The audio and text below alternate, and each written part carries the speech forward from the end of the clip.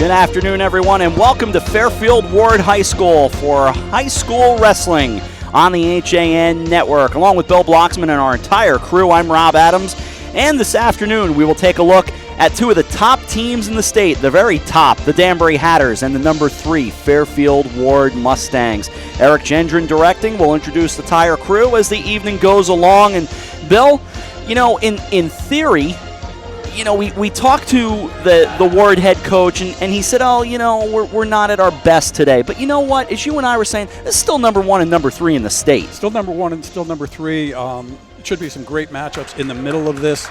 And, you know, Jason Shaughnessy, you know, he mentioned that, you know, he's got 4 freshmen going and this and that. And we're going to start right here at 126. We're going to dive right in with Joey Hulse and Alex Steele.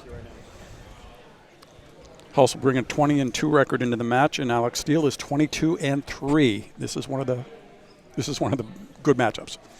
An outstanding, beautiful overhead shot, by the way, here today that I hope you really enjoy.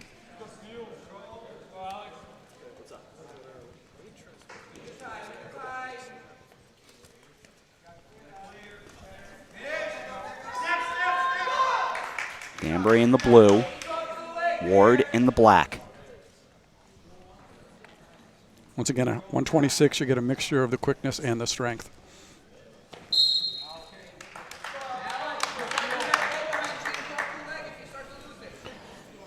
Halsey has a little height advantage, but not real distinct where he can, you know, use that to press down on the takedowns. Both being very patient.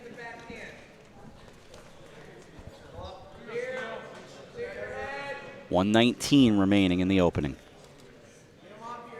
Playing by the edge of the circle here, more likely that we're going to be going out of bounds than we're going to be seeing a takedown here. Eventually the referee will ask him to go back to the middle if they don't stay that way. In that far corner, you may have spied another scorer's table. That's where the junior varsity will take place. And that's the key to both these programs, is that they have the depth to keep bringing quality wrestlers up to the varsity programs. I heard Jason Shaughnessy talking to one of the Warde wrestlers, and he said to him, no, you'll have a match today. Oh, yes.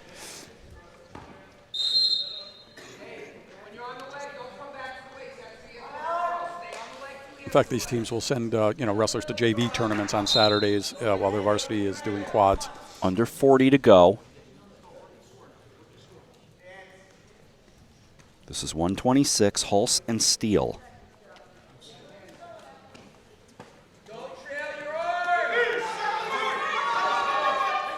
Deep single there by Steele. See if he can get the trip. Nope, good head control.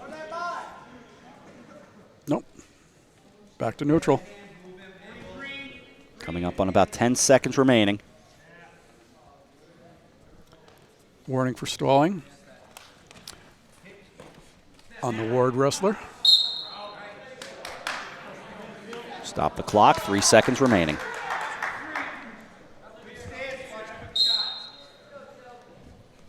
Down to 1.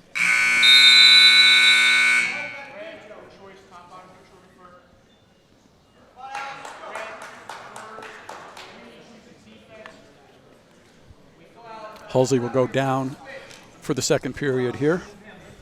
He was second in the state last year in class LL at 120 pounds. He's up a class at 126 this year. Ooh, nice switch. Steele might just want to give up the 1 and not the 2. Nope. Hulse gets the reversal. 2 points for Danbury.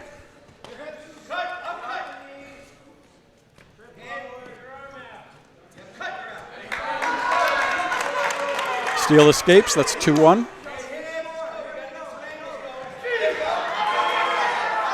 Oh, a lot deeper single this time. Gets the trip. Gets the takedown.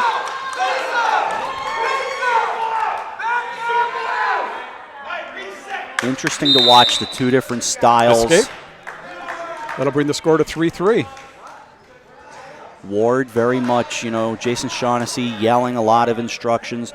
Rick Shook, on the other hand, not as, you know, not really dialing it up. No, he's not animated at all. He's like John Wooden. He figures he's trained his guys to do what they're supposed to do, and he'll be telling them different moves and things like that. But it's not based on emotion. Yeah. Under 1 minute to go. Second round, 3-3. The quality of the wrestling showing through, where after both takedowns, the other guy's been able to either hit a quick switch and or escape. They haven't been able to stack their moves together. First match of the afternoon into evening. 3-3, 45 seconds to go. Out of bounds, still in the neutral position. Clock stops to reset. Speaking of Steele, he was fourth in Class L last year.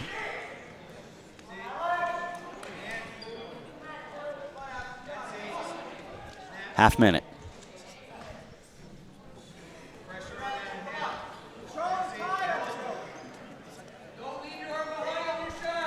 Down to 20 seconds. 3-3. Paulson Steele. Yep, once again, Steele was able to get under, but once again, it was by the end of the circle, nothing to do about it. 16 seconds here. Be interested to see how they go.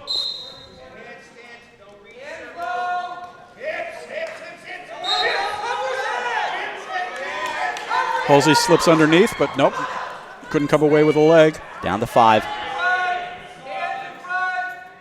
And this one, end of the second round. Steele will have the choice here, and I imagine he'll take the down position, looking to get a reversal or an escape.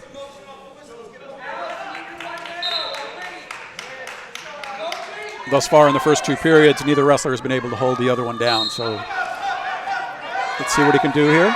Sits out. Heading right toward Dave Stewart. You can spy Dave right over left side of your screen there in that last shot. Halsey did a good job keeping a leg there as they're going out of bounds. Saved the escape point. That was from A.J. Simonowski's camera. Still 3-3, 1:49 to go in the third. Good hips by both wrestlers.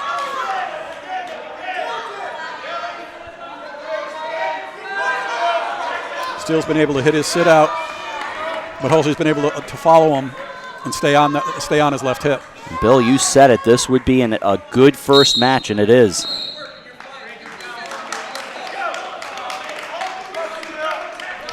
I wouldn't be surprised that we're looking at it, depending on the seedings come FCIAC time, that we have semifinalists here, or finalists. A chant of "Let's go, Alex" from his teammates. 1:25 to go. Thought I was at a volleyball match where all of a sudden the chanting stopped once the ball was put in play. Yeah. Steele and Hulse. 1:15. Hulse for Danbury, Steele for Warde. 1:09. A little high here. Let's see. Trying to get a leg in. Once again, by the circle. Good job by the referee. Still 3-3. They'll stop that clock with 1:04. Let him reset. Yeah, wrestling at the edge gives you the option of getting out when you're going to lose some points, but you want to stay in the middle. Oh, there we go. Escape by Steele. 58 seconds. That'll be 4-3. Takedown here. It always comes down to a third period takedown when you have two quality wrestlers out there. 45 seconds. Steele got Halsey off balance there. Let's see if Halsey can save it. Still 4-3, 37 seconds. He's not sprawling out. He's just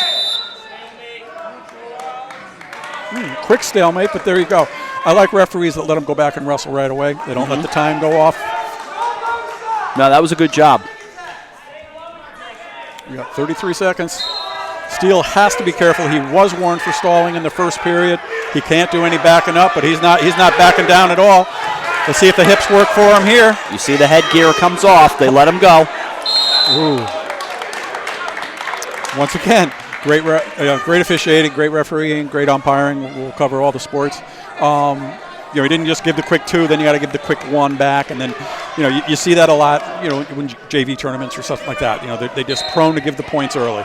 20 seconds remaining. 4-3 Steele. Steele's got to keep. He's got to keep up the.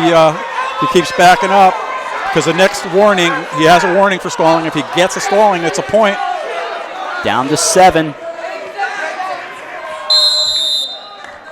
5.1 on the clock. The warning there was on the Danbury wrestler, which don't understand, but there we go. Okay.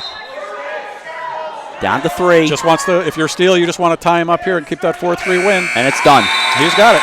4-3 win for Alex Steele at 126 pounds.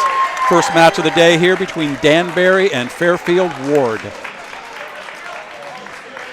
Steele improves with his 23rd win. Good start, though. Yeah, 132 pounds here. Now we have a Timmy Kane going for Fairfield Warde, 25-0, going against Peterson Souza, 16-3 for Danbury. And off we go. Feeling each other out.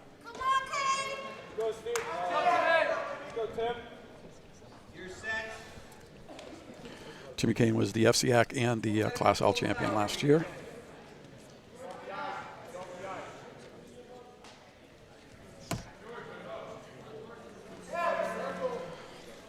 Kane at 126 last year, now at 132. Souza's a junior, brings a 16-3 record in, and Kane gets the first takedown. Looking for some pinfall points, looking to stack them up. Again, you may hear some what would sound like extraneous whistling, and that is just a matter of the JV match further down to our left. 2 back points for Kane. That is 4-0 for Tim Kane. 1 minute remaining, first round. Working on a cradle. Unless he can bring him back in.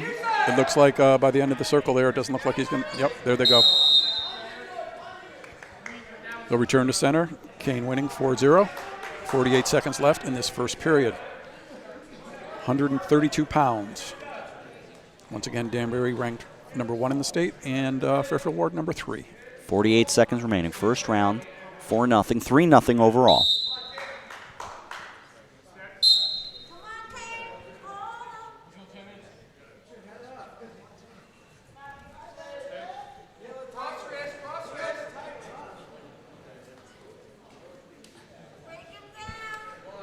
Just about to a half minute remaining.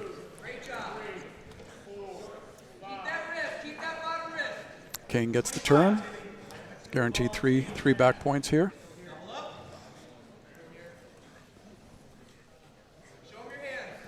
He has a double on the left arm once he releases it.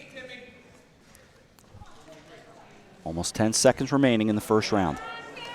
Oh, there we go. Step over. Just work up. See him. There we go. There it is. 1 minute and 54 seconds. Or I guess 1 minute and 53.5 seconds. I love the metric system. Is that what that is? Something like that. Pin raises the team score to 9-0. And that would be Fairfield Warde. Moving up to 138 pounds. Another good match between coming up between Danbury's Jeremy Fields and Jack Price from Fairfield Warde. Price is 21-6. Jeremy Fields is 12-4. Price already on the mat. Fields won FCIAC and States at 126 last year and placed 4th in New England. Danbury with that almost a pennant-like Danbury across the front of the singlet. I like that. Yeah, it's funny once they go to the postseason, they all go with the blonde shock hair as a team. Yeah. Yeah. Little tribute to Lady Gaga or something, I'm not sure. It's not the Glenn Fry, that's for sure. Price gets the deep double. I'm sorry, deep single leg double arm. Takedown. 2-0 for Price. This is 138. And 123 remaining in the first round. Now a single point back to 2-1. Yep. Fields escapes there. Price wrestled at 126 last year, where he was 4th in the FCIAC and 5th in Class L. Wrestled back to take 5th, which is where team championships are won in the wrestlebacks. 1 minute remaining, first round, 9-0 overall. Danbury, or rather Warde, with the lead.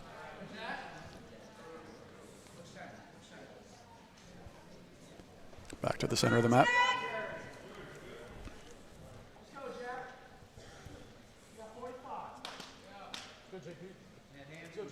Just about 40 seconds remaining. First round. 2-1. Fields did a good job there blocking the shot attempt. Same. What's good for the goose? They break things up there. Ooh. Gets in a little deeper this time. Going to work his way up. Price has to choose what he's going to do. Take down. 2 points. 2 points for Fields.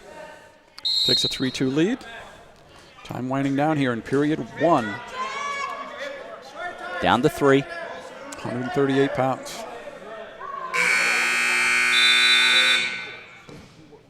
So 3-2 right now. Fields on top of Price.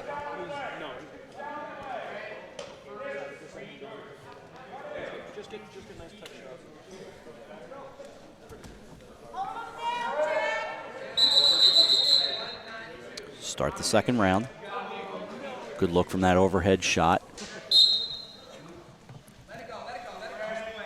Seth Fry and everybody. Seth Fry is the athletic director here at Warde, but everybody here at Warde so accommodating. Yeah, doing a great job. Fields was allowed to escape.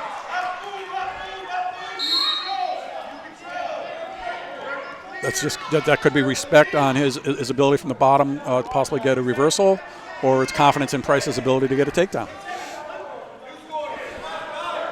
Half minute gone.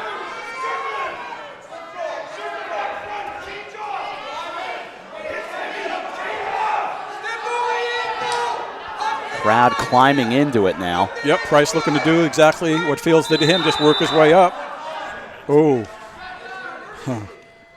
Little quick stalemate there. I'm not sure if I was in agreement with that. It looked like he was a couple seconds away from possibly getting something, but maybe he took too long to get it done. Too quick a whistle. I would have thought so, yeah, on that one. 4-2 Fields. Price looking for a takedown here to tie this thing up. 4-2. But it's Fields who gets underneath here. Under 1 minute. Same spot. There's the takedown. Once you turn your chest in. Brings the score to 6-2, Danbury.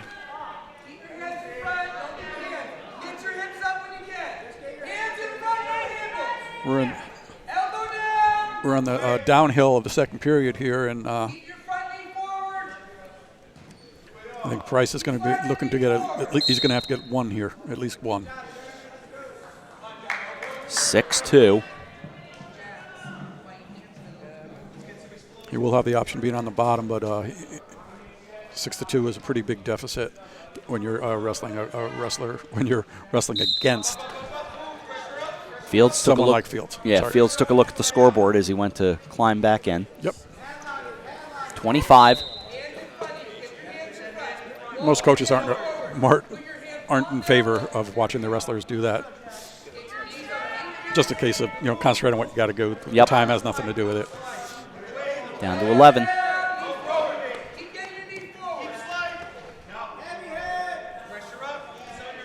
I think at this point, Price is just looking not to give up any back points. My thoughts on getting an escape or reversal kind of went by the boards, and that has a lot to do with the ability of Kyle Fields. 6-2 after 2. From the neutral position here, you're looking for a 5-point move. You're looking for a takedown where you can get the guy to his back, which kind of takes the single out of it. The double single that he's been working on, that he's gotten his takedown points from. So it'll be interesting. Might have to tie up and look for something there. 20 seconds gone in the third, Bill. Bring him to his mat, maybe get some kind of a cradle going or something like that. There is still plenty of time, but we're talking he's going to need back points. Now speaking of Jack Price now. Once again, 21-6 on the season, going against 12-4 Jeremy Fields. My bad, I called him Kyle before. It's Jeremy Fields. 1:13 remaining in the third. Jeremy Fields showing why he was fourth in New England a year ago. 2 more points. Takes the score to 8-2. 1 minute remaining in the third. 8-2 Fields. Danbury trying to get their first points of the afternoon as we hit the 50-second mark.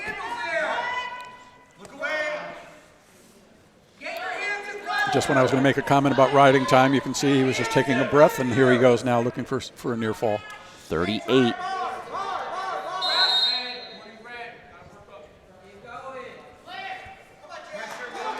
Half minute.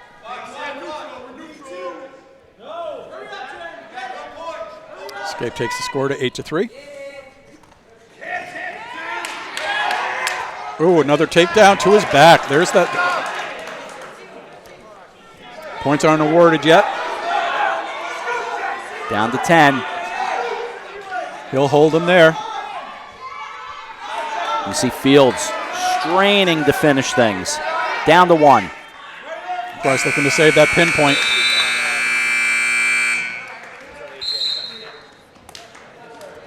They'll take the score to 13-3. So the final will be 13-3. And the 10-point wins. It's good for 4 team points for Danbury, which will take the score to 9-4. And for Fields, he's 13-4 on the year. So up next, 145. And this is a big change, Bill. We didn't get to talk about this in the opening tonight, but a big loss for Fairfield Warde that we don't get to look at one of their really prime wrestlers. Yeah, Charlie Kane, 17-0. He's a little banged up or whatever. He's going to be out for a couple days, Coach Shaughnessy told me. And he's put in Michael Eaton, whose brother Pharaoh Eaton was a place winner here at Warde. So that's Eaton, E-A-T-O-N. That is correct. Going against Justin Peterson. Peterson at 14-2 on the year. And once again, we're talking 145 pounds.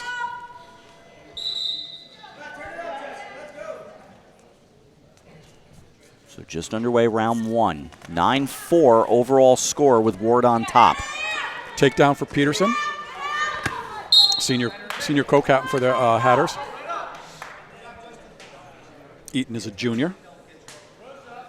In fact, he's Michael Eaton Jr., so I'll call him Junior Michael Eaton Jr. But he has that good lanky body, which you like to see in a wrestler.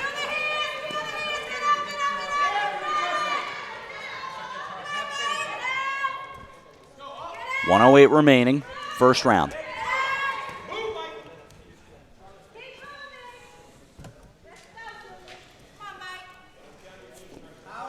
Peterson gets a leg in there. Control the leg.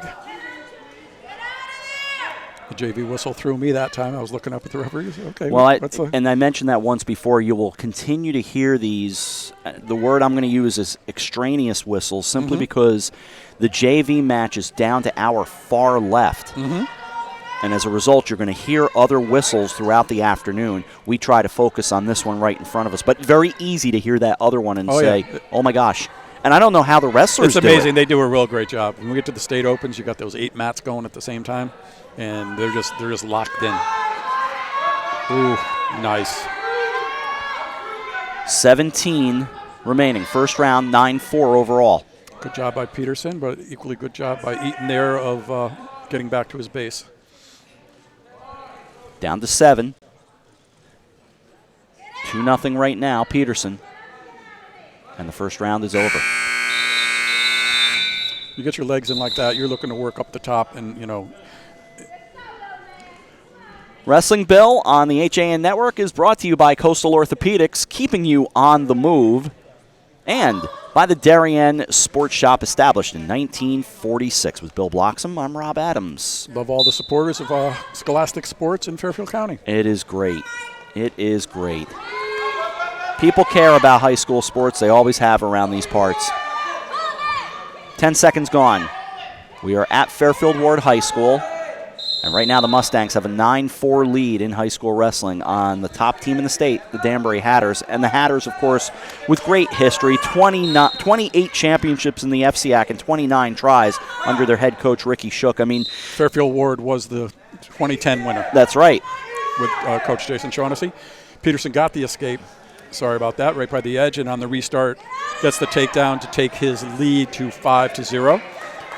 That wrestling dominance speaks to the dominance we've seen in the water that Greenwich High School often has. Pin. 2 minutes and 39 seconds. 2 minutes and 39 seconds. Pin for Justin Peterson. And Danbury goes on top, 10-9 as in the team score. Going to 152 pounds, where Jarek LaPlante will take on Chris Janai for Fairfield Warde. 16-3 for LaPlante, and the Warde wrestler with a 13-11 record thus far.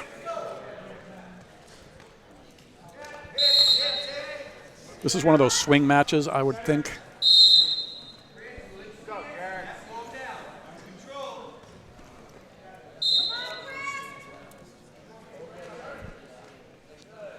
"15 seconds gone by.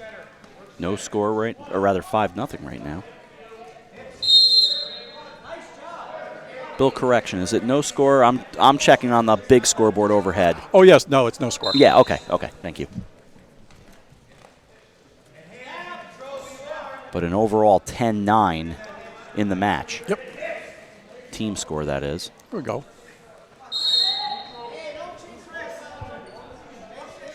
It's amazing. You never call it ballet, but in such a physical sport like this, it's amazing the control that they show, and that once the energy breaks, when you get a couple of wrestlers that like to roll around and the scores get up in those 8 and 9s, and they're not afraid to put their backs at risk. It is entertaining. Drives the coaches crazy. Fans love it. But you're not wrong. There are elements of, for lack of a more graceful term, and again, the boys might not want to hear it, but there is a certain amount of dance to it. Oh, exactly. Here we go. 1:02 remaining.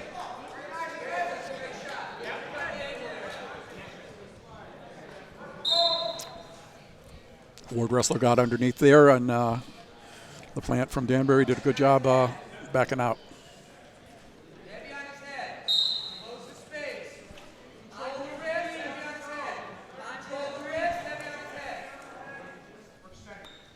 LaPlante and Janai. Down to 41.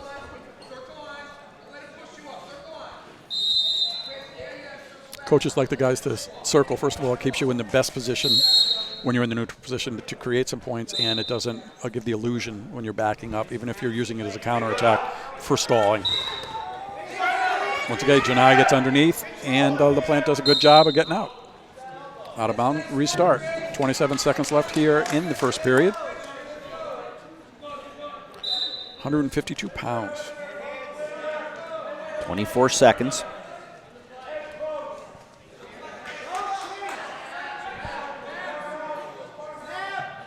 Down to 15.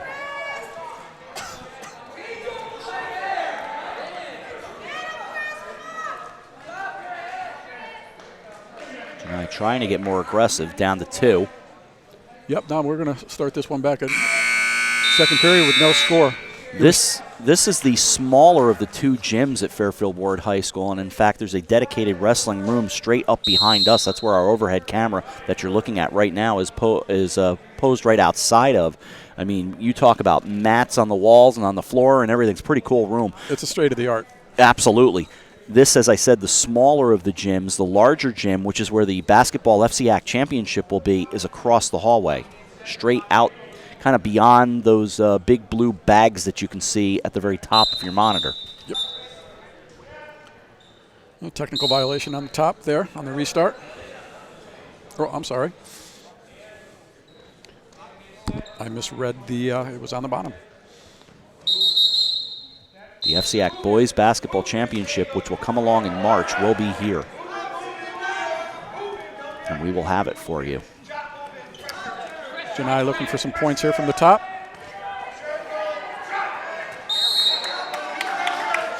maintains control.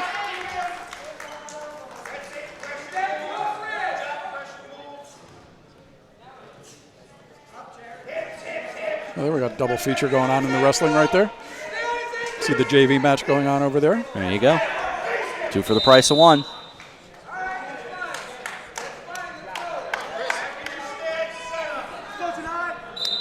Escape there for LaPlante. I'll take the score to 1-0 for Danbury. Danbury now with a 10-9 lead overall.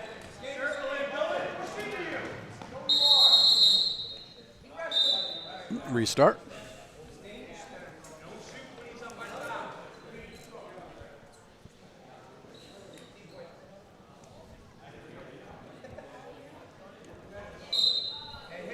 Danbury perfect on the season, of course. Down to 105. Jarek LaPlante is a senior for Coach Ricky Shook. It was funny talking with Ward coach Jason Shaughnessy before the match. He said, I normally would stay down in the area where you guys are, but I'm going to move toward the middle of my bench today, just so I don't interrupt you guys. Or get myself in trouble. That's correct. Down to 44 remaining. Chris Kanaya is a sophomore. His younger brother is a freshman on the Ward team. He could be on that JV mat over there. That would be Joey, who also wrestles up at the varsity level in some matches. 37 remaining. Second round. And 1-0 lead for LaPlante. It's like in all sports, the clock and the score reflect on how the match is going to go, what they're looking to do. You're closing in at the end of the second period here. It's 1-0. Points are crucial. They always are, but it's not, in the first 30 seconds where a takedown, you have so much more time. You're only talking 2 minutes and maybe 10 seconds now remaining in this in the schedule bout. 12 seconds.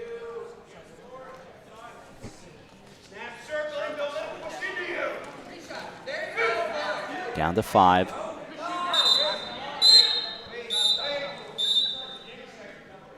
Put 3 seconds back on the clock, I believe. Yep, stop the clock to let him get his headgear back in shape. LaPlante had a little, not a forearm shiver, but I'd say a stiff arm. Yeah.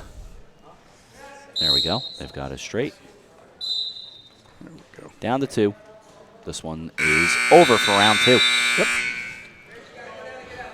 Still 1-0. LaPlante on top for Danbury. And a 10-9 overall lead for the Danbury Hatters. Janai in the bottom here looking to take a lead from here. Against that, again, that JV mat off to the left. You get a good look there. That's from John Kovach's camera. Mm-hmm. Paul Farina running camera at the opposite corner of the mat. Glad to have them both here today. That's the one. Janai gets the one, scores 1-1. Tied up here at 1:34 left in the period 3. Watching Janai get himself in that one position as he started to move his way to the far side of the mat. He really kind of angled his body. And LaPlante did a good job there, not giving up the 2, just the 1. But a stop here for a moment. Oh, solar plexus problem. So the official, the trainer. When they came down, it could have been, landing, landing in the abdomen. Just taking a break. 90 seconds remaining to be exact. There is an injury time clock. They start running just in case there is a concurrency of injuries that take place with one wrestler. Hope you're enjoying it on HAN.network. If you're just listening in, LaPlante is fine. There's no trainer out there, just a coach. So if you're a relative or a friend or a family member, don't worry about it. He's fine. He's coming back to the center. Yep, he's back. So the wrestlers return back to neutral. Just like they started. 1:25 remaining. third round, 1-1. This is 152 pounds.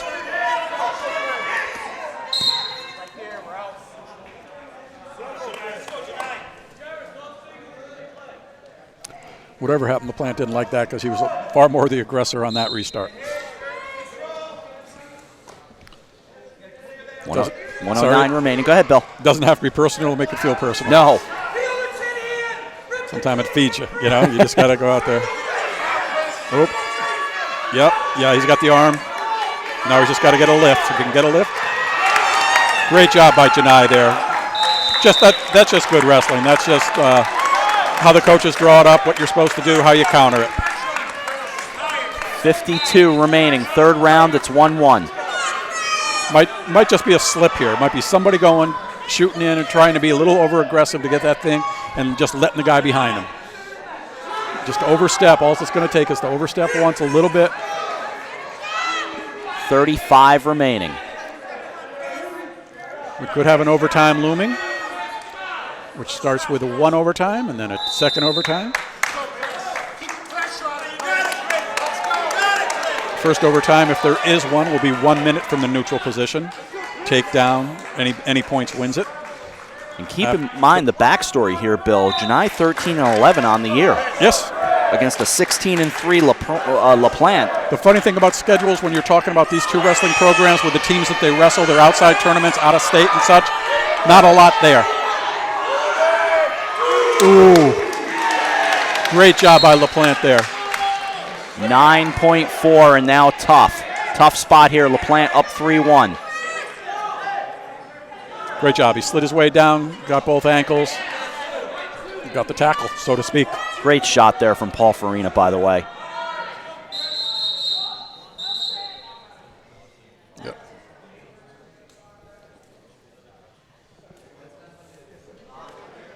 The whistle we were just talking about.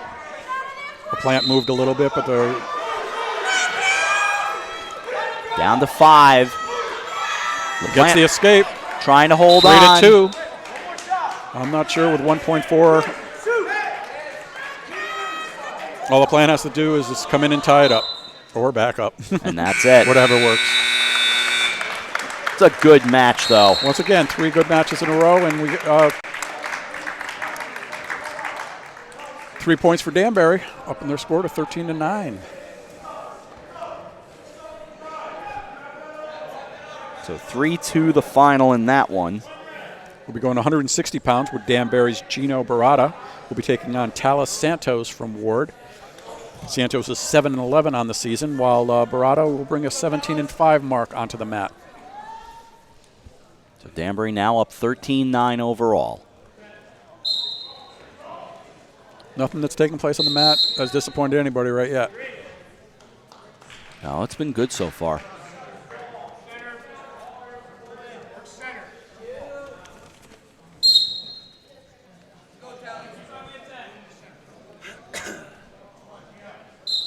Seconds gone by.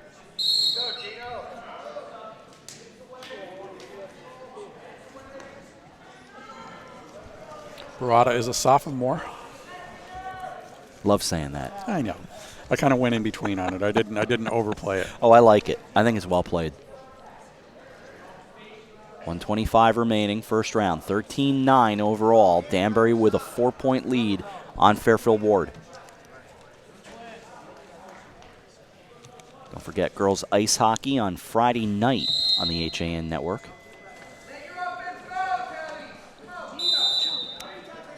This has been a fun week of broadcasting for sure. Yeah, no, we've definitely spread our wings out and covered a whole lot of different venues and different sports. Girls hockey on Monday night at 8:30 of this week.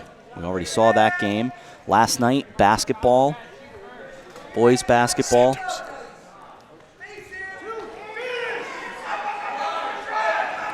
Tonight, wrestling, and then girls ice hockey. Santos, a senior, gets underneath, gets a 2-point takedown. Some of the girls' basketball team have made their way in to watch. Oh, he's going to be called for locking hands, so Barata should just make any move he can here. He can't be fine. Can't get in any trouble. Technical violation, clasping hands. on Santos, and that'll give Barada a point. Bring the score to 2-1.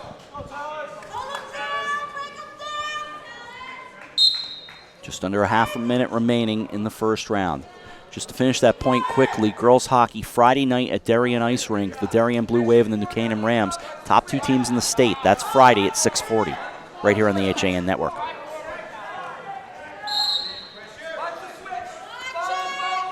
Down to 10.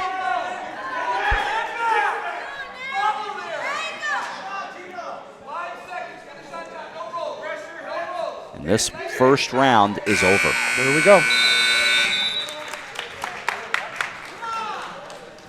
Everything we've seen in the first period tells me that this can go either way. Absolutely. And I would not be surprised by a pin. What a good start.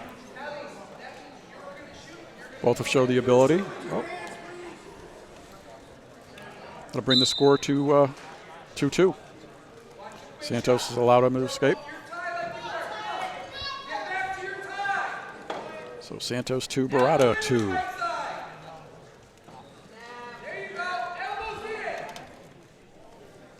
.140 remaining. 2-2 score.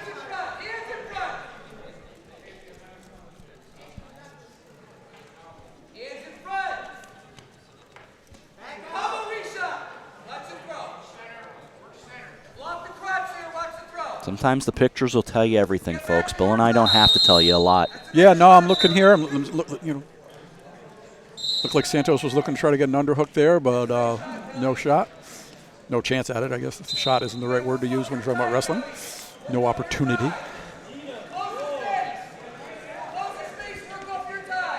45 seconds gone here, first round.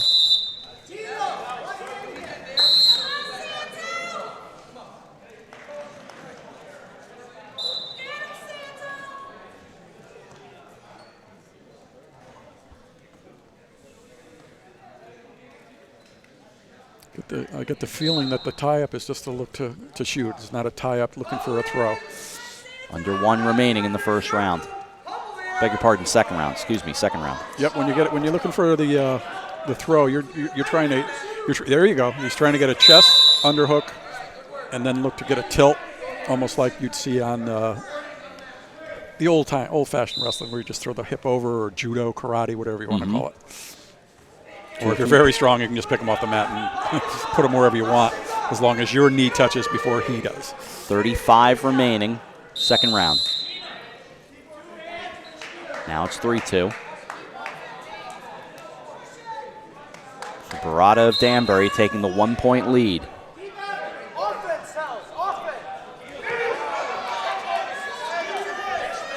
Santos looking to get it. Yep. What you got to do here, he's got to keep moving those legs. He's got to keep pressing in. Barada's doing a good job. He has that ankle. He's giving it up, and now, unless Barada can work his way around. Coming up on 5 seconds remaining, 2 more points. Takes down Barada, brings the score to 5-2. And that'll do it for the second round. 13-9 overall lead for Danbury on top of Warde. You get a chance later to talk a little bit about Danbury's opportunities to, their success that they've had in the, in the state. Down the road, we're just going to, how many wins they've had, and I guess I think I'm just guessing, they're like 275 right around there and won in state competition. Well, what went wrong in the one? New Milford, which has won the state title last couple of years.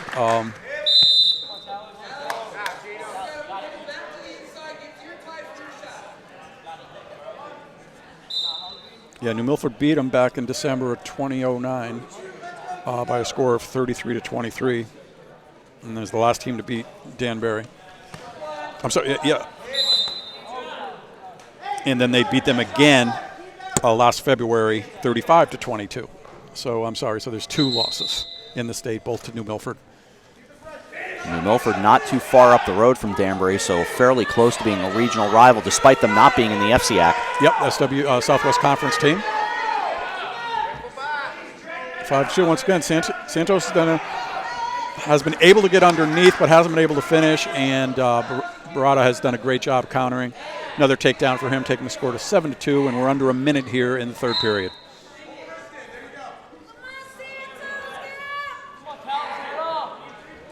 Coming up on 40 seconds remaining, 7-2, Barada on top of Santos. We'll be ending with the middle weights at 160 here and moving up to the upper weights, starting with the 170 match coming up.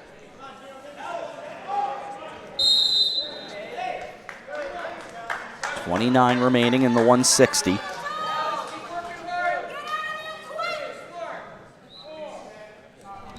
Nice crowd on hand. Bleachers largely full. Yeah, no, for a 5 o'clock start, students out, doing their own sports and such. It's not the optimum time for the students to be here, but, the parents, and you can see across the way, you can see the girls' basketball team looking in for Fairfield Warde. Down to 5. Down to 1, and this one is finished. 7-2 decision for Danbury. Takes the score to 16-9, team score. Good job by Gina Barada there, winning his decision. And coming up 170 pounds, we'll have Danbury's Jake Constantine at 12-7 versus Matthias Ribeiro at 8-3. And that'll be the 170-pound match. We're at Fairfield Warde High School, home of the Mustangs. We mentioned the FCIAC Boys Basketball Championship will be here, as it has been for several years, but with last night's fun night at Wilton High School, a lot of people are calling for that to return to Wilton High School, the FCIACs, that is, the basketball. It's hard. We were here the last couple years, and it's hard to argue with this gymnasium, but, hey, opinions are great. Yeah. It doesn't make them wrong. No, this gym is big. It's got plenty, not the one we're in right now, but the large gym across the hall. Nice, large place to work, and tight enough for the fans to really feel a part of the action. Although that field house, the Zioli Field House, is pretty special as well. So takedown for Constantine. Takes us 2-0 lead here at 125 mark of the first period. Wrestling here at 170 pounds. Bottom line is both places have merit. Yep. And I'm sure there's somebody else that could say, Ludlow, where they do the girls, it would be good for boys too. Yep. So there are a bunch of good gyms in the FCIAC. Down to 115, Bill, remaining in the first round here. Constantine and Ribeiro. Looking to get a half in there. Ribeiro was trying to get a little hook on the arm and see if he could get a little arm drag action and see if he can get a reversal there. Under 1 minute. He's running the half here. There's plenty of time. Should just take his time with this. Ribeiro did a good job there, getting back to his base. There have been 2 pins so far. One for each team as we're down to 35 remaining. First round. Constantine, great job with the wrist control. Ribeiro right now is just looking for something.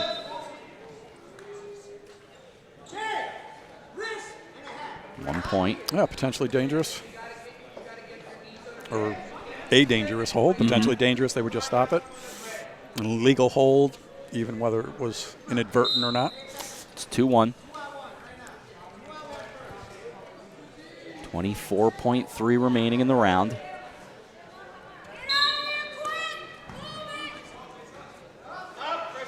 Fairfield Warde in need of some team points, down 7 at 16-9.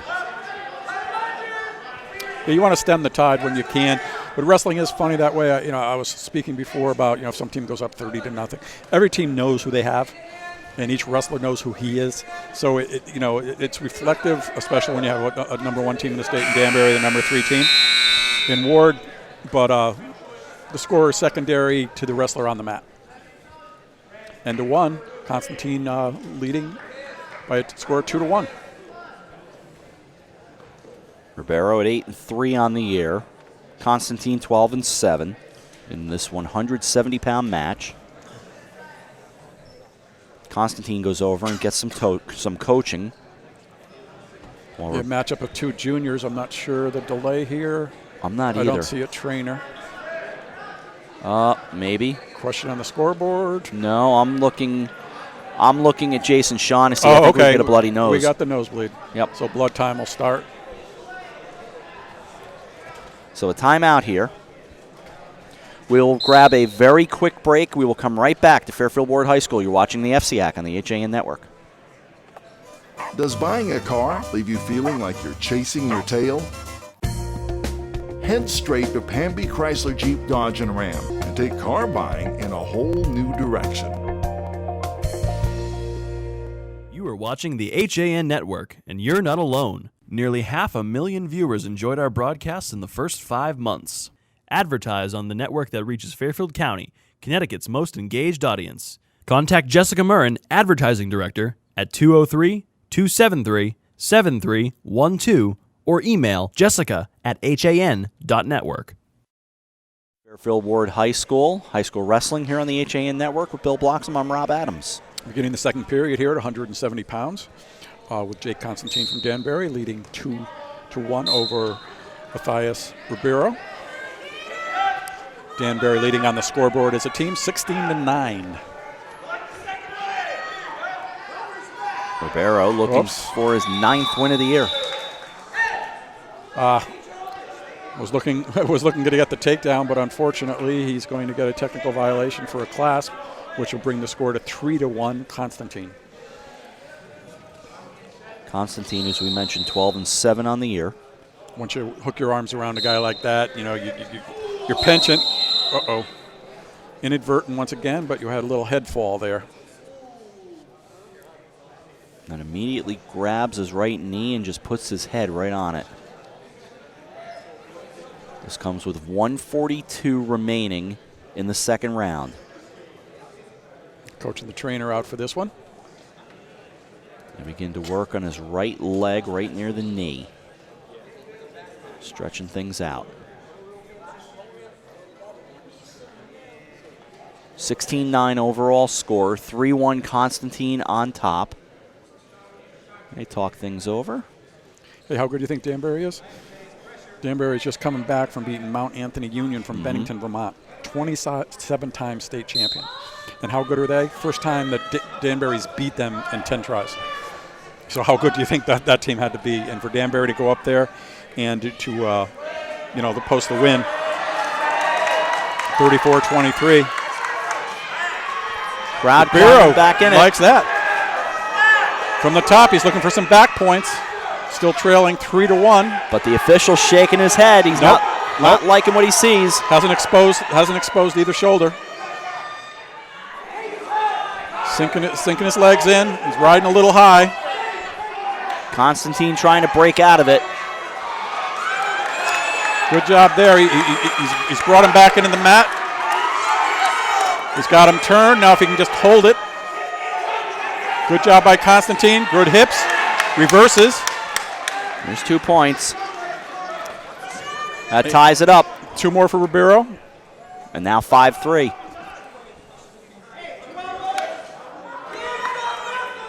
It had tied right back up. Now it's 5-3 Constantine. Yep, he got the reversal, didn't get the back points at the end of that.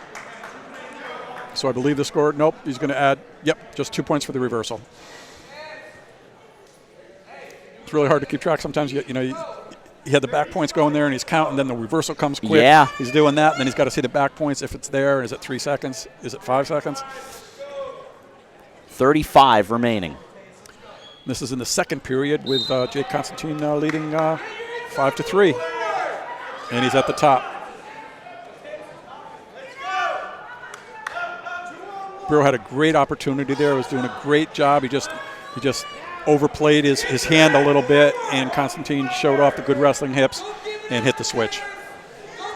Things have largely quieted down on the JV mat for now. We're down to 10.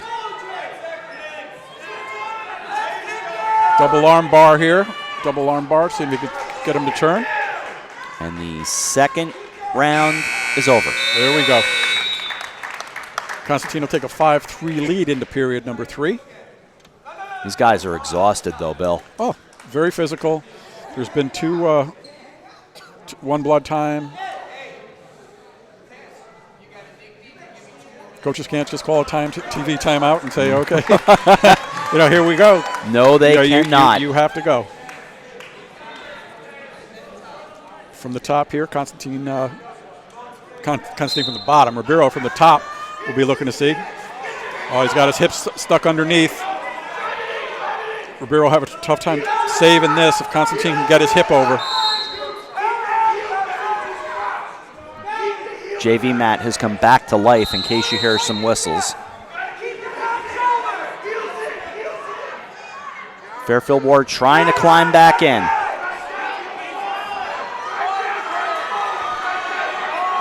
Half minute gone by, third round.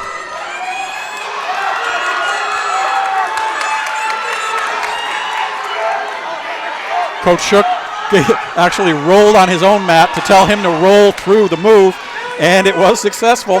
Reversal for Constantine takes the score to 7.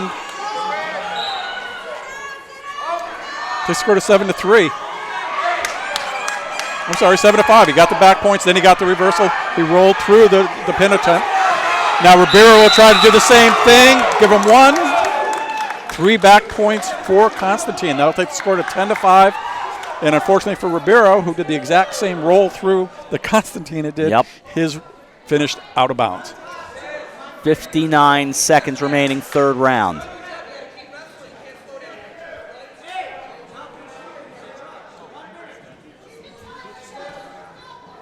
Blood time again for Ribeiro.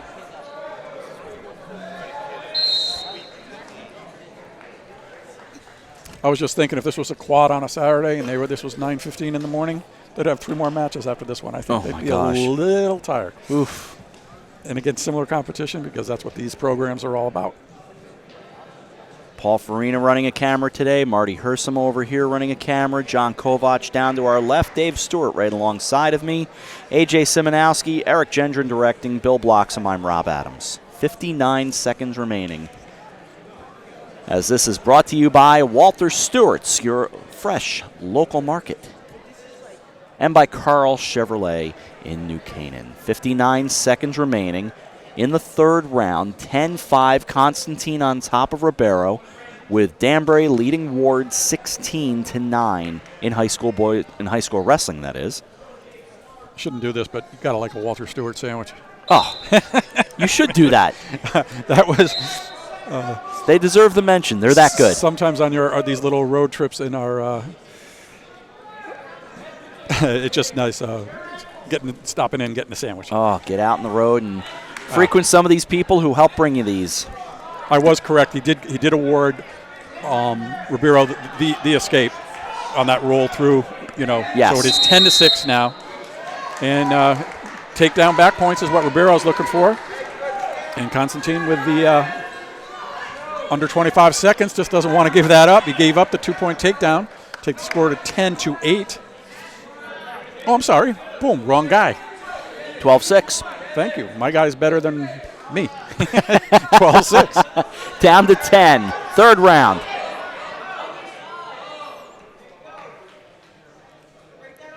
Count it down to 2 and 1, and we're finished.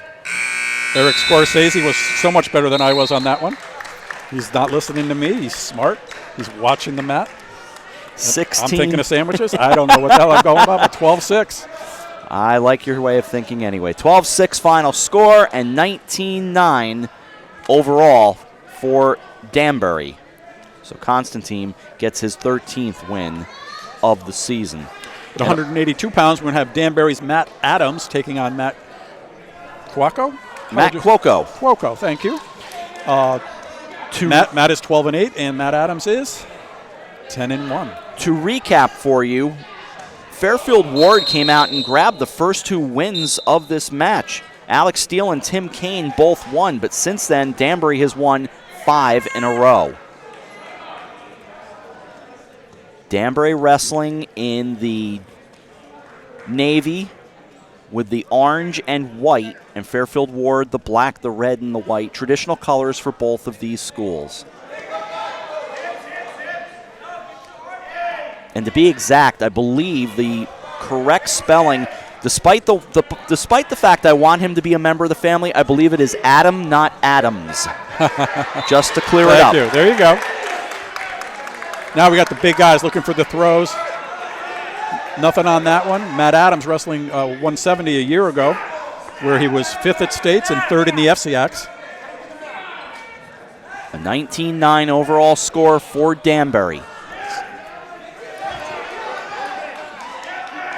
And again, as we did in our last wrestling match that we had here on the HAN Network, we asked you to tweet away at us, and we'd talk to you a little bit as we could. You can reach us at HAN Network CT. HAN Network CT on Twitter. And that is Matt Adams. Or it's Matt Adam. Matt Adam. Matt Adam. Madame. There's the throw by Adam. Once again, it's amazing the athleticism of these guys to get a throw like that and to still be able to get in position and not have any points against you. And a timeout. Cuoco seemed just a little banged up. And Jason Shaughnessy will go check on him. Trainer coming out, standing up now.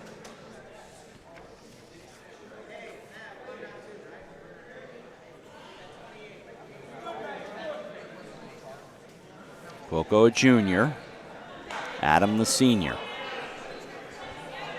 28 seconds remaining in the first.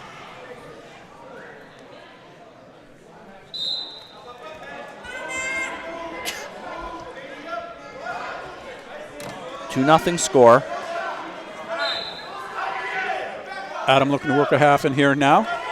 And when you get the big guys, once a big guy gets you turned, you usually stay turned. Down to 7. First round.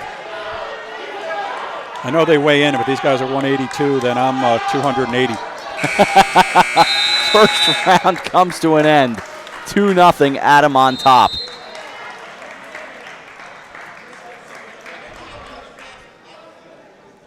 Danbury defers. Let Ward choose what position he wants to be. Ward will take the neutral position.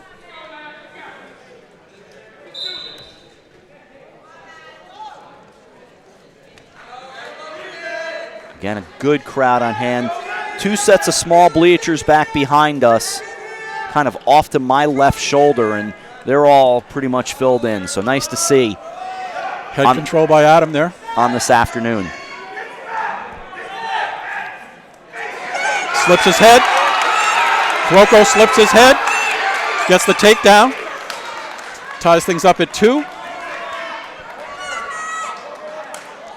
Still got a good double arm bar working. Adam showing a lot of patience down to 1:15 second round. Yeah. What Adam's doing now is he's trying to look away from that arm bar, so he's not giving him that extra thing. Ooh, he just tapped. It's almost like a tap out in the wrestling. He just tapped to let the referee know that there's something wrong. Injury time is starting. Cuoco's on top. If that had come in the middle of a pin, you are awarded a certain amount of pin position, pin points, and then you'll restart if it doesn't go to an injury default. Injury default is if the injured wrestler can no longer continue, and it is the same as a pin, and it's worth 6 points. Matt, keep the pressure on. Let's go. Rick Shook does not look pleased. No. Initially didn't look pleased. Now I think it's okay. I don't think there was anything untoward. No, I don't think so. I think you're right. Everybody seems okay right now. Pat on the back for Cuoco from Jason Shaughnessy, who grabs a much-needed bottle of water. 1:03 remaining here. Second round. 2-2 the score. Both wrestlers return to the mat. Once again, both wrestlers have shown not just the determination, but the ability not to get pinned. Both guys had 2 good opportunities to get falls, and both have been able to avert. 1 minute remaining.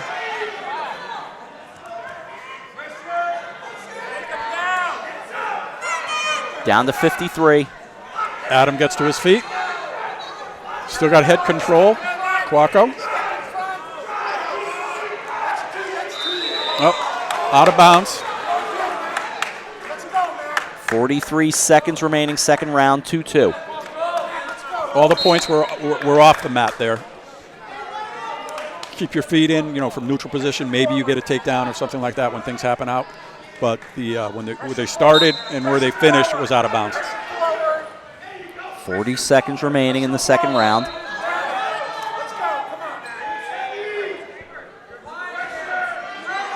Working the double arm tilt.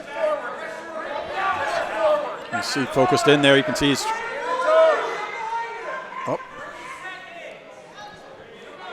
looking for some kind of cradle stack. Down to 20. Gets a head. Quaco gets leg control again. This is going towards a stale. Nope. There we go. Again, that whistle you heard was from trying the to JV cinch in the mat. cradle. Adam's doing a good job there. Nope. Now he's just got to force it. Only 2 seconds. I think it's going to be a little too late to get what he wanted. 2-2 after 2.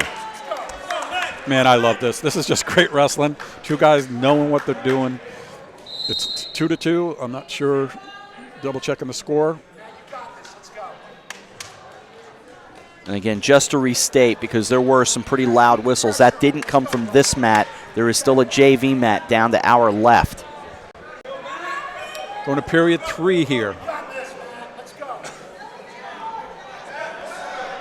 Adam had deferred, and now he's getting his shot. This is where he wanted to be. He wanted to be at the bottom for period 3. 2-2 score.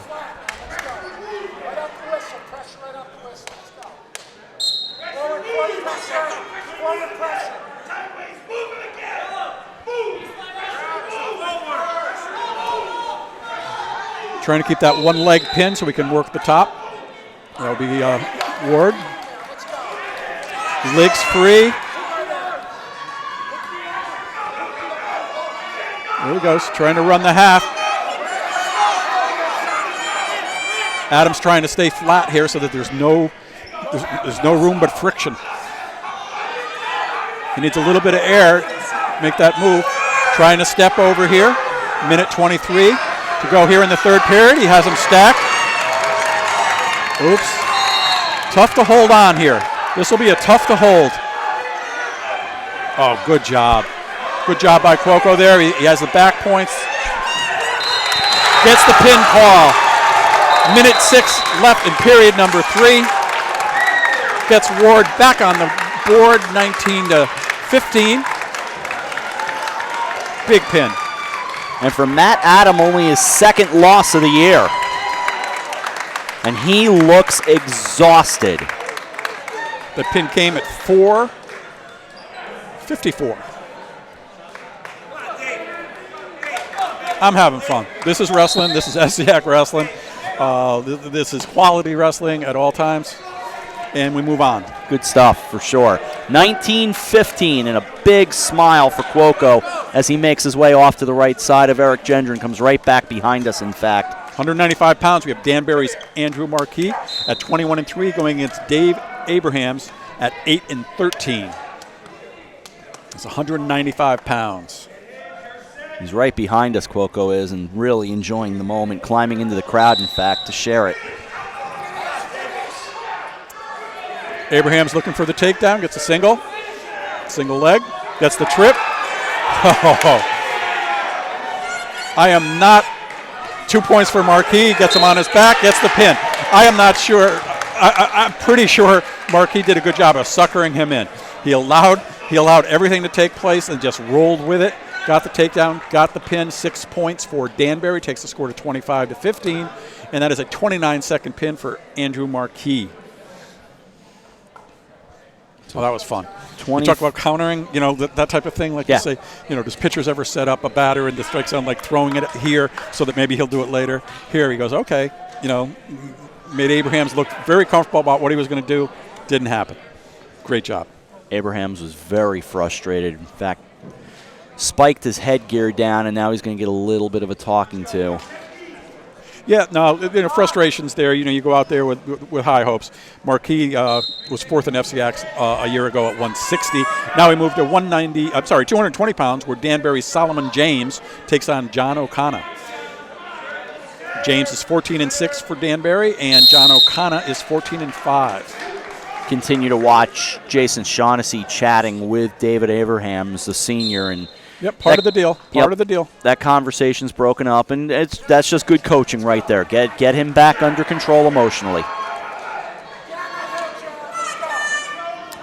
Kind of look to shoot, getting encouraged just to stay up top, tie him up, and see what he can do there. So a little bookkeeping note, Bill. The overhead scoreboard says 25-14 right now, which I don't think is possible, but somehow a point came off for the overhead. I was just going to say, I didn't see the referee award it. The reason that Shaughnessy wants to talk to his wrestler is when you throw your headgear or you do anything on the mat, or even when you leave the mat, it is a penalty point for your team. So 1 point has been deducted from Ward, and, hey, if this thing's 39-38, you don't want it to go there. It's just like a missed free throw at the end. But it is a lesson learned, and that's what scholastic sports are about as well. 25-14 it is then. Once again, I did not see it. I mean, I did not see the referee, but I was actually going to make a comment that he let it go. But these are technical violations that you cannot do that. That was one he probably couldn't let go. It was a little too blatant. You noticed, people noticed, exactly. It's not showing up anybody but himself. And it was a mistake. It's just a temper. It's just a mistake. They get that. Disappointment of being pinned in just 29 seconds as they go off into the Fairfield Warde bench. Off into the sunset, so to speak. Solomon James got a little thing on his backside. Yeah, almost like a little stinger there for a moment. Yep. James 14-6 on the year. He's a sophomore for Coach Ricky Shook.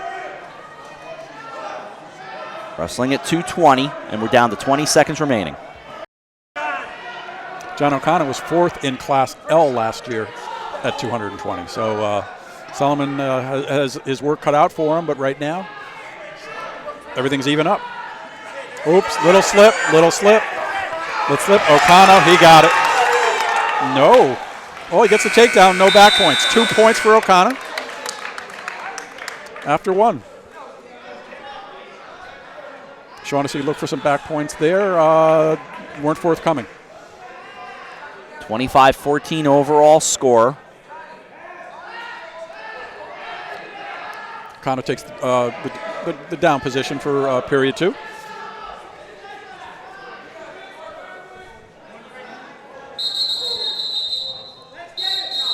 Solomon James is letting him up, so that'll take the score to 3-0. Voluntary escape as opposed to getting down where maybe you can get in a lot more trouble. He feels better. With these big guys, you're better on your feet sometimes where you can get the underhook, what he's looking for right here. Get underhook, get chest to chest, and see what happens. I don't know if that's where you get chesty from, but it's a good wrestling technique. They go out of bounds. It's amazing when you get up to these 220 and the heavyweight guys, which can go up to 285 pounds, but you don't have to be 285 pounds, is watching the quick guys that can get underneath the big behemoths, as you might call them. The heavyweights that can really just do damage. But it is dangerous because if you get under and if you can't finish what you started, you're in a lot of trouble. 1:20 remaining second round. Headgear came down for just a moment. They fixed that. 25-14. Restart here. 3-0 lead for O'Connor. John O'Connor from Fairfield Warde.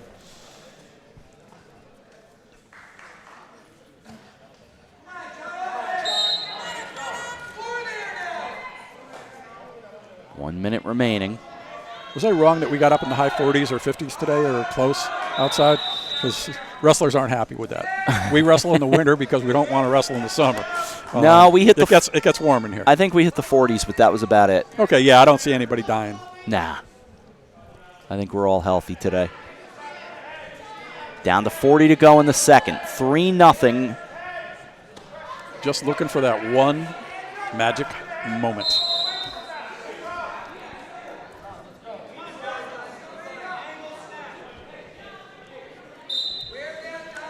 There he goes. Solomon looking for what Abrahams was looking for in the first match, in the prior match. Out of bounds. See if he can get in there and get something to happen right away. 26 seconds remaining, second round. 3-0 O'Connor. Sophomore against the senior, with O'Connor being the senior. Those extra matches come into play, but now you just got to, experience helps, but here you are. One-on-one. Down to 13.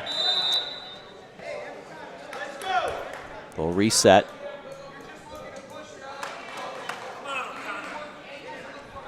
$11.7 remaining. Second round, 3-0 O'Connor. Now we'll stop things. Yeah, Solomon James, little injury timeout. Might have been a little head connection there when they were going in for a tie-up. He's fine, but he just wants to, catch his breath and get it. You have the clock to work with. Once again, it's not a voluntary timeout. The referee has to understand exactly what happened. You just can't say, oh.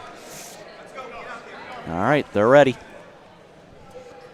Get him right back out there with 11.7 to go in the second round. It's 3-0 right now, O'Connor. 25-14, Danbury overall. You get to 220 or heavyweight, you are in for a less than a minute fun fest for one guy, or you're in for up to an 8-minute marathon, which they don't like. Because the points are hard to get. There's not rolling around, because if you roll, you're done. And so a lot of judicious action going on. But if they can get the quick throw and the pin, they get it. Third round underway. Again, some more whistles you might hear from the JV mat. Don't be fooled by them. We're trying not to be as well. I don't think they can pull over any more cars. What do you think? No. Oh, gets under. John O'Connor gets behind. He's looking there. Referee's looking. Gets the 2-point takedown. Brings the score to 5-0 here. Huh. Out of bounds. We'll get a restart. O'Connor. Solomon James down. O'Connor at 14-5. James at 14-6. Somebody who's going to walk away with their 15th win of the year. And 1:32 remaining in the third. Let's see what O'Connor looks to do here. Well, James says, I know what we're looking to do here. I escape. Now we're back to the throw. That's all it's going to be. No one's going, well, I can't say that. Solomon James has shown the ability to get underneath. Out of bounds. 5-1 O'Connor on top of James in 2:20. 1:09 remaining here in the third. Shaughnessy counseling his wrestler to his Ward wrestler. 1 minute. To keep the pressure on. Oops. They'll roll over almost onto the JV mat, get him right back. 55.9 remaining, and O'Connor ran back. He's ready to go.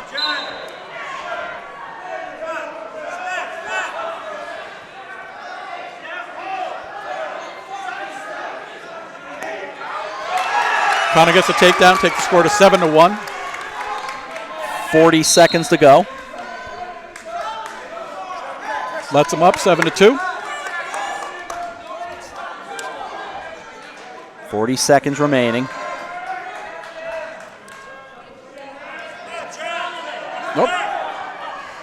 I apologize. They were out of bounds. I thought he let him up and ran back to the center to wrestle. Yeah. Nope. 7. So it'll stay 7-1. Yep. There we go. Now 7-2. Coming right over. There's us. And the Fairfield Warde wrestler with his little screen shooting the match, taking his life in his own hands. He's been there right in that corner. That's 2 that came at him. I don't know. Yeah, he's 1, been 2, 3. You're counted out. He has been there for the entire thing. 25 remaining. Shooting team video. Solomon James for Danbury. Oh, nope. Another takedown brings the score to 9-2. He escapes 9-3. 10 seconds remaining.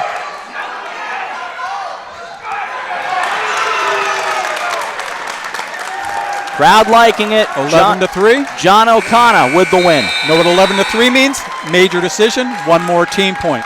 I think that's what Jason Shaughnessy was saying in that last minute and 15 seconds is to work the takedown, escape, work the takedown. Trade those points. With the extra 4 points, that takes the score to 25-18 for Danbury. Final was 11-3 there, with John O'Connor beating Solomon James.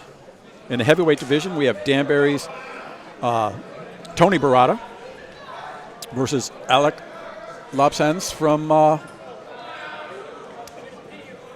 Fairfield Warde. Barada, a senior, and Lobsens, a senior as well.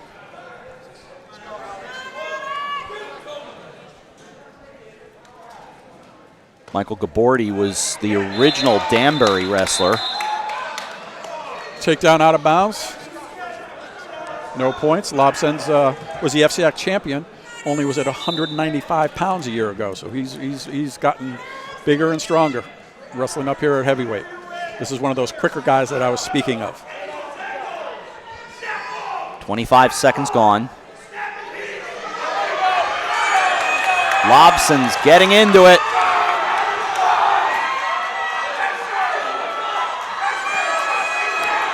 To his back.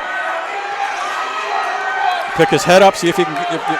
They'll tell him to lift his head here. That brings the shoulders down a little bit more and a little bit more pressure on that extra shoulder.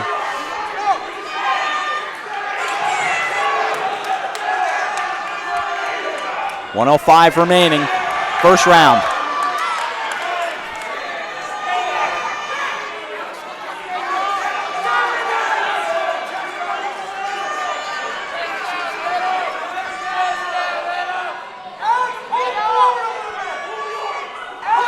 I don't want to say Barati's given himself up for the team.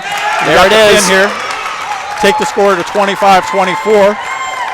Michael Gabordi is usually the heavyweight for Danbury, sitting this one out, and Tony Barati took his place with Lobsens getting the pin call. And the pin at 116. We were looking forward to this one. Gabardi was third in the FCIAC and fourth in division in class double L last year as only a sophomore. He was 18-5 on the year. But Barada went out and did his best. Now we're moving to the 106-pound division.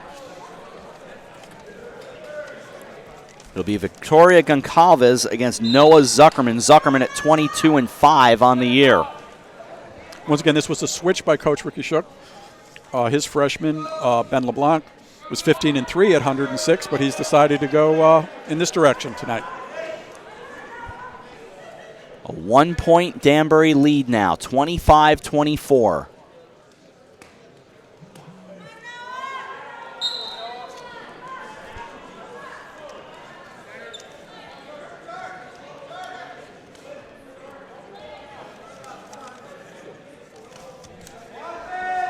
Almost 40 seconds gone by, first round. Goncalves is a sophomore, and Zuckerman is a freshman. Which if LeBlanc was wrestling right now, we'd have two of the more talented freshmen in the state going forward at 106 here. Again, this is 106 with still 113 and 120 to go. With a win here, Warde can regain the lead, as you said, that they held after the first two bouts. They were ahead 9-0. Warde went up big. Danbury went up big. Warde's come back. What you expect when you get number one versus number three. Goncalves using her strength here, try to block a takedown opportunity. Zuckerman gets behind, 2-point takedown. Half minute remaining.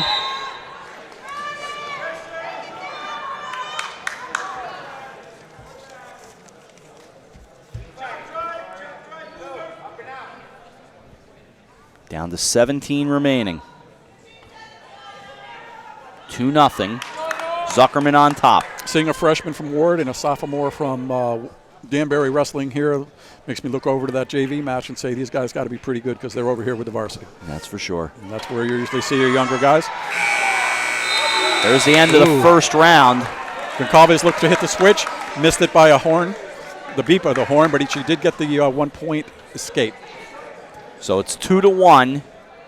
Zuckerman on top. This is 106 pounds, and it's 25-24 overall. Danbury on top of Warde. We're at Fairfield Warde High School. This is what we were looking for. We came here to see two of the better teams, two of the best teams in the state, and they're showing off their wares. I'm buying.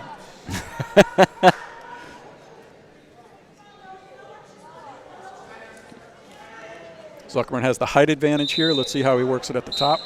But with the little guys, they want to might be looking for some head control and see if he can swing behind. Goncalves will look to get underneath. Get an arm drag. There he goes. Goncalves catches him. Good sprawl by Zuckerman here. Works his way out of it. Out of bounds. Yeah. Good stuff. Good stuff. Both benches showing their appreciation with little hand claps going on there for both wrestlers out there.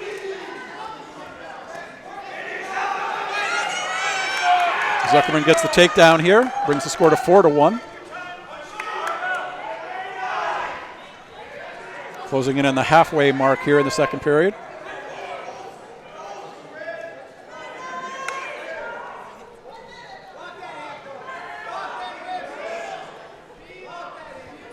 One minute remaining, second round, 4-1 Zuckerman.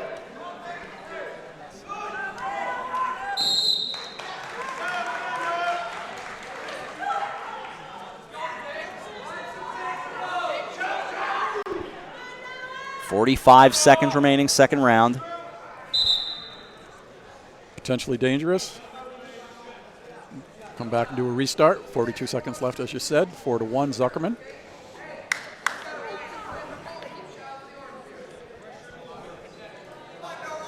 So they reset. 40 seconds to go.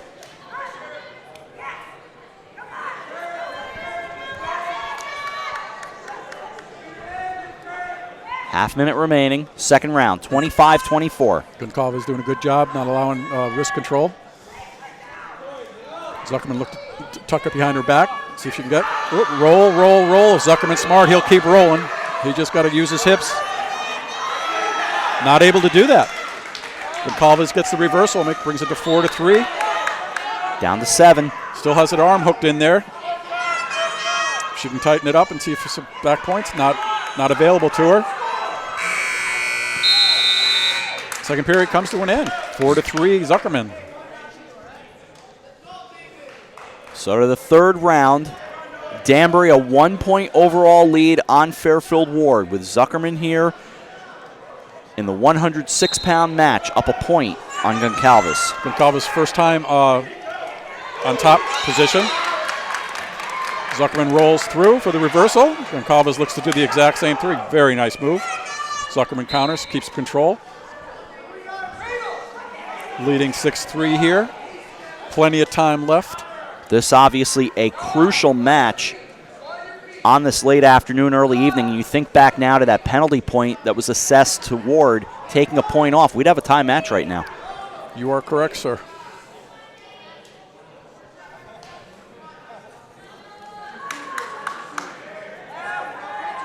The penalty point assigned when Dave Abrahams was pinned just 29 seconds in.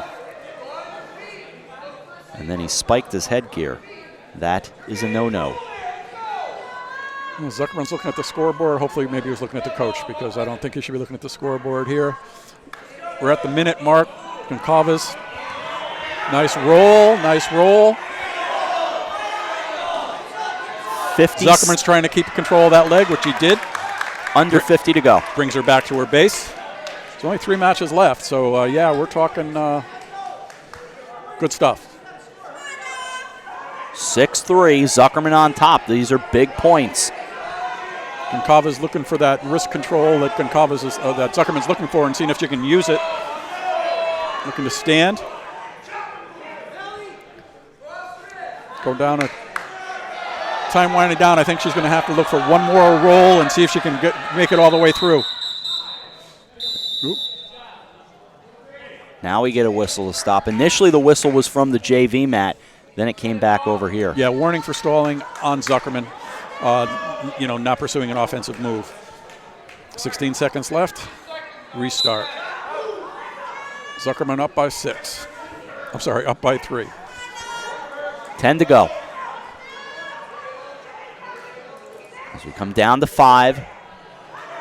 Goncalves peels a hand. Yep. 1 point for Goncalves. Zuckerman penalized for pushing her off the mat while she was trying to escape. 1.5 to go. And that's it. Ooh, almost hit her roll to tie it up. 6-4 Zuckerman puts Warde in the lead, 27-25. Moving on to 120 pounds here, where Danbury's Kyle Fields will take on Brandon Montino at 120 pounds, as I said. Kyle Fields is 17-2 on the season. Boom, skipped one. Sorry, Jacob Camacho and Luke Bender. There you go. 113. Jacob Camacho, 20-2 versus Luke Bender, 12-10. Jacob Camacho was second in the state and took third in New England at 106 pounds. Right now, that means nothing because his team is trailing 27-25.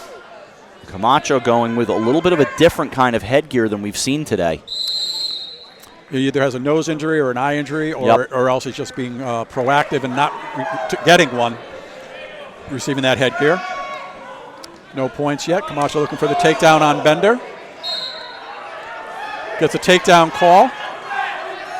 Looking to add back points to it. Side cradle here. Quick hockey note for you. Fairfield Prep and Xavier, a good matchup. No score, 1 period gone in that one. Ooh. 1:10 remaining, first round. Camacho's locked in here on this move. Near pin, looking for the pinfall.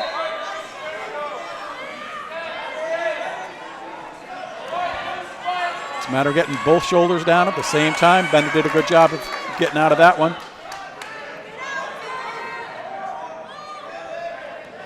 3 points, 5-0. Camacho on top by 5. 45 remaining. First round, 27-25. Fairfield Warde up 2 right now, but it's perilous. Yeah, Luke Bender is a sophomore in his second varsity season. Saw a lot of time last year. But Jacob Camacho is a handful for any wrestler, and that includes New England. Ooh, how quick was that cradle? Yeah. Kyle Fields and Brandon Montino await in 120, and there's the pin. 127 pin. That'll take the score to 31-27 in favor of Danbury. Hatters go on top by 4 points. For Camacho, his 21st win of the year. Now we will come up with the 120 bout. Sorry, I was anxious to see this because I must have foreseen that Fairfield Warde will need a pin or a technical fall or major decision to either tie this match and go to criteria or win it. 31-27 right now. Danbury up 4. And Danbury trying to finish things off right here with Kyle Fields, 17-2 on the year. Montino at 10-11. 1:45 remaining in the first round. Kyle Fields is 17-2. He's only a freshman, but that 17-2 will tell you something. He gets the takedown here. 2 points for Fields.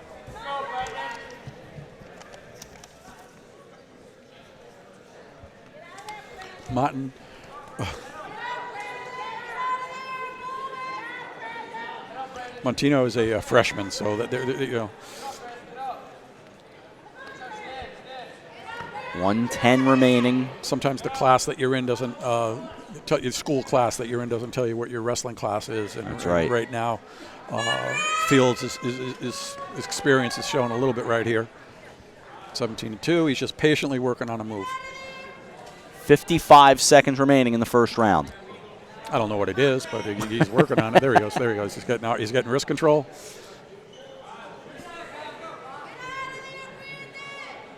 This match looked like it was going very much in Danbury's way. Then things got good for a while, and Warde took the lead. Danbury trying to wrap it up right here. Half minute remaining in the first round of this final match. 2 back points, and now he stacks them. 4-0. Looking for the pinfall. Looking for a pinfall at the end of the match. There and it we got is. it. Final score will be 37-27. Pin in 1 minute and 40 seconds.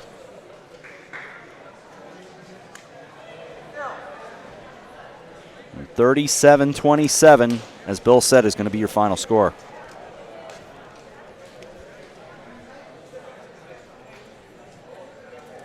No disappointing here. I was expecting a good match, even though we've missed a couple guys. One of the Kane brothers wasn't here, or what was here but not wrestling, and Warde from the heavyweight from Danbury wasn't able to take the mat today.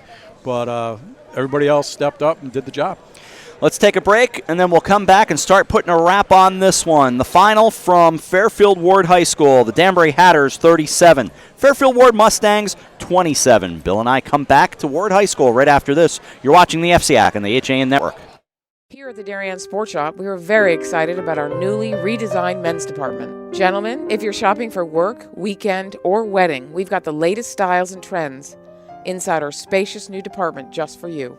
We have vast selections from Peter Millar, Vineyard Vines, Johnny O, Duckhead, Barber, and so much more. And you can even walk out of the store in the new Wolverine 1,000-mile men's boot. Conveniently located with free and easy parking at 1127 Post Road, Darien, Connecticut. Or shop us online at dariensport.com.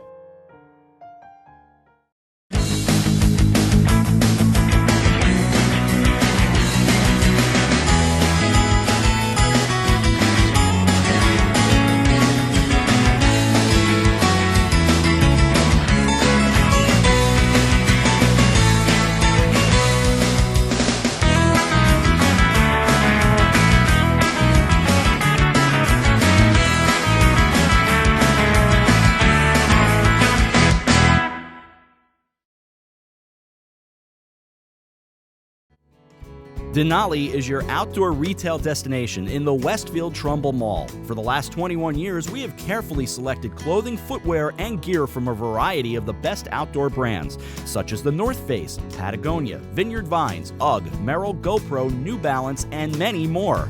Our stores have a friendly, knowledgeable staff to help you with all of your running, hiking, and cold weather needs, and in discovering all things outdoorsy and awesome. Visit us in the Westfield Trumbull Mall or online at DenaliOutdoor.com. Well, there's still a bite out on the water. Most anglers have decided to stow the gear for the winter. Just because Mother Nature isn't cooperating doesn't mean you can't see the latest models of all your favorite gear. With 2 convenient locations, it couldn't be easier to get your fix of summer. Boater, beach bum, fisherman, or simply love the New England coast, this is a unique place to shop. The Dock Shop, 51 Tokenique Road, Darien, 609 Riverside Avenue, Westport, or on the web, dockshop.com. Hi, I'm Rob Adams with my good friend Donald Eng, and we're the home team for Nutmeg Sports, Monday through Wednesday at 2 o'clock right here on the HAN Network. We are the place for all things Connecticut sports, so come hang out with us on Nutmeg Sports. Don? They don't call him the best color man in the game for nothing. Nutmeg Sports, 2 o'clock, Monday through Wednesday, right here on the HAN Network. It's the new year. The to-do list is long and it's easy to feel pulled in many directions at once. Your professional personal shoppers at Walter Stewart's are ready to check groceries off your list by shopping for you. Save extra time this year and spend it doing more important things. Great food and wine delivered to your home with the same-day service. Shop Stewart's online at stewartsmarket.com. You are watching the HAN Network, and you're not alone. Nearly 500,000 viewers enjoyed our broadcasts in the first 5 months. Advertise on the network that reaches Fairfield County, Connecticut's most engaged audience. Contact Jessica Murrin, Advertising Director, at 203-273-7312 or email jessica@han.network. Welcome back to Fairfield Warde High School. I'm Rob Adams. Danbury gets the win, 37-27 over Fairfield Warde. Bill Bloxham has a guest right out on the mat. He's going to talk to Jacob Camacho. Let's send it over to Bill. About you coming in here today, Danbury coming in here as the number one team in the state. Wrestling against a very good Fairfield Warde team. You know what they were going to get you. What's it feel like to walk out of a gym with a victory today? It feels great. Knowing that all the hard work we've paid in since the beginning of the season, we walk in, we work hard, we leave better than we were that day, and it really showed. 37-27 was a great win, and it just shows how hard we really work. Fairfield Warde was a great team. They put up a great fight, and it was a great match, and it was exciting. So it's great to walk out of here with a win. Joining a program like Danbury, when you came up, and I'm sure you came in from the youth wrestlers, what's it like knowing what's expected once you get there? That the banners are there. Everyone knows who you are. Extra pressure or good pressure? There's definitely pressure, but I think it really depends on how hard you really want to work and what you want to do. There's definitely pressure going up to the high school. You just look around and you're surrounded by all the great things that Coach Shook has done with all the previous teams and what we're going to continue to do, hopefully. So I wouldn't say there's too much pressure. It's definitely a good pressure. There's nothing bad about it. It's the best pressure, I think, walking in there knowing that you could be the greatest to come out. Just a quick question on the wrestling room. It's not true that the Danbury wrestling room is almost harder than some of your matches? We definitely work extremely hard. We walk out of there drenched in sweat. We put everything we want into it. Everything we know, everything we do, it's all about wrestling. And it really shows because right now we're wrestling really well, and we're just going to continue to wrestle well and then continue to work hard. Thank you, Jacob. I'm talking to Jacob Camacho here with the unbeaten number one team in Connecticut, the Danbury Hatters. And Bill, good stuff from Jacob. And as we get ready to say goodbye here today, really just, and we'll keep Jacob right between us. What an outstanding job by the Hatters today. And the Mustangs gave them everything. The Hatters looked like they had started to put things away, but that's why the Mustangs are right there in the thick of how good they are in the state. Yeah, now FCIAC wrestling is just fantastic, and that's why, every single bout that we saw today, you just saw great wrestling, even from the younger kids, the newer kids, everyone stepping in there. The guy, Gabordi's out, so your heavyweight comes out and tries his best, does a real good job. And that's what it's all about, is what they've learned in the wrestling room, they take to the mat. They're not looking at the scoreboard, they're looking at doing what they're supposed to do on the mat. That's the soul of wrestling. And we'll let Jacob get out of here and go join his teammates, and congratulations. Thank you very much. All right, let him get over and get on the bus, Bill, and they're starting to wrap up the mats here anyway, so you and I should start wrapping up. But, Danbury stays perfect. They keep doing what they do. And Warde, they're right there. That's a very good wrestling squad. They're not going to drop in the standings from 3 after a match like that. You're talking about a Danbury team that just came back from beating the 27-time Vermont champions. So this was good stuff. This is what the HAN network is all about, trying to bring Fairfield County wrestling to everybody and all the sports. And once again, the blanket on all the sports that we cover, this is now under the covers too. So girls hockey, boys hockey, wrestling. We're there for the scholastic, all the scholastics in Fairfield County. I'm just very excited to be part of this, and they did everything we thought they were going to do today, and they deserved everything that we could give them. Quick wrap up for you, the wins for today. We'll start with the Danbury winners are Camacho, Fields, Peterson, LaPlante, as well as Barada, Constantine, Marquis. For Fairfield Warde, they got wins from Zuckerman, Steele, Tim Kane, as well as Cuoco, O'Connor, and Lobsons. Great stuff today, and we'll be back with you Friday for hockey. Great work today, Bill. Thanks. Now, this was fabulous, and once again, we're just happy to be able to bring bring wrestling to the public. I'll tell you all about hockey. That'll do it from Fairfield Warde High School. And indeed, we do have hockey for you on Friday night at 6:40 as the Darien Blue Wave take on the New Canaan Rams, top 2 teams in girls hockey. We'll have it for you here on the HAN Network. Coffee break, of course, gets your day started tomorrow. Don't forget about Yankee Fisherman as well. Yankee Fisherman tomorrow right here on the HAN Network with John Kovac, who is in the building. For our entire crew here at Fairfield Warde High School, Paul Farina, Marty Hersom, Dave Stewart, John Kovach, AJ Simonowski, Eric Gendron, Bill Bloxham. I'm Rob Adams. The Danbury Hatters get a 10-point win over the Fairfield Warde Mustangs, 37-27 from Fairfield Warde High School. Have a good night, everyone. So long.